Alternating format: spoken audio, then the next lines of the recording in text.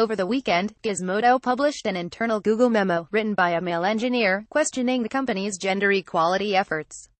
It argues that preferences and abilities of men and women differ in part due to biological causes and that these.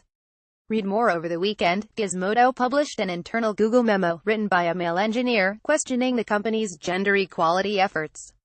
It argues that preferences and abilities of men and women differ in part due to biological causes and that these differences may explain why we don't see equal representation of women in tech and leadership.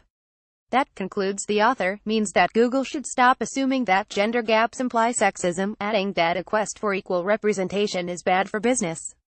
Unsurprisingly, the document has caused outrage among many employees at the liberal-leaning firm, with internal discussion boards set ablaze with debate. So much so, in fact, that Google's new Vice President of Diversity, Integrity, and Governance, Danielle Brown, only 2 weeks into the job, issued an internal statement explaining that the memo advanced incorrect assumptions about gender and is not a viewpoint that this company endorses, promotes, or encourages. That said, the memo appears to have received at least some internal support.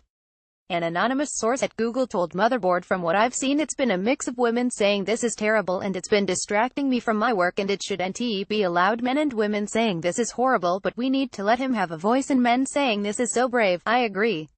It's certainly poor PR for the search firm, which has long strived to stamp out discrimination."